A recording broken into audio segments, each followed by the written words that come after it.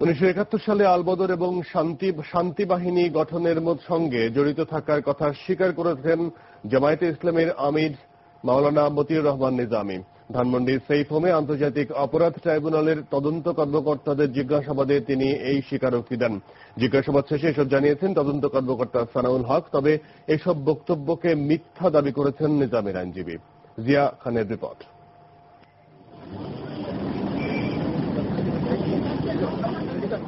71 মানবতা বিরোধী অপরাধের দায়ে গ্রেফতার মতিউর রহমান নিজামীকে কেন্দ্রীয় কারাগার থেকে বৃহস্পতিবার সকাল 8:30টায় আনা হয় ধানমন্ডির সেফ হোমে। বেলা 10টা থেকে বিকেল 5টা পর্যন্ত মাঝে আধ ঘন্টার বিশ্রাম দিয়ে জিজ্ঞাসাবাদ করেন 4 জন তদন্তকারী কর্মকর্তা।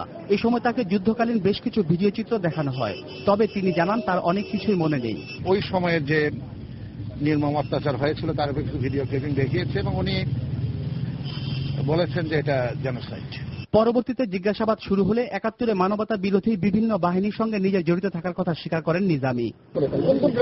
তখন গণহত্যা হয়েছিল, ওই সময়ে নারী ধর্ষণ হয়েছিল, নারী নির্যাতন হয়েছিল, তারপরে সেখানে আলবদর বা অন্যান্য এই ধরনের সংগঠন এই সমস্ত কাজ করেছিল। কিন্তু যে সহযোগিতা করেছেন, যে সমস্ত আলবদর গঠন করেছেন, রাজাকার গঠন করেছেন, শান্তি কমিটি গঠন করেছেন এবং তাদেরকে বিভিন্ন সহযোগিতার জন্য বক্তৃতা দিয়েছেন, মানুষকে উদ্বুদ্ধ করেছেন, এগুলো উনি নাকি বাধ্য হয়ে করেছেন বলেছেন।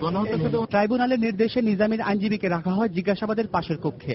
বিশ্রামের সময় আইনজীবীর সঙ্গে কথা বলেন তিনি। জিজ্ঞাসাবাদ শেষে তার আইনজীবী জানান, ট্রাইব্যুনালের নির্দেশ অনুযায়ী নির্ধারিত সময়ের আগেই সেফ হোমে আনা হয় নিজামীকে, যা বিধিসম্মত হয়নি। সকালবেলায় ওনাকে আমাদের লিগ্যাল অ্যাডভাইস ছিল যে যেহেতু আপনার কাছে কোনো ডকুমেন্টস নাই, সে কারণে আপনার পক্ষে অ্যান্সার দেওয়া সম্ভব না। এবং উনি প্রসিকিউশন তদন্তকারী সংস্থাকে বলেছেন যে আমাকে কি বিষয়ে প্রশ্ন করা হবে, জিজ্ঞাসাবাদ করা হবে, কোনো ডকুমেন্ট সম্পর্কে, কোনো বিষয়বস্তু সম্পর্কে কোনো ধারণা দেওয়া হয়নি।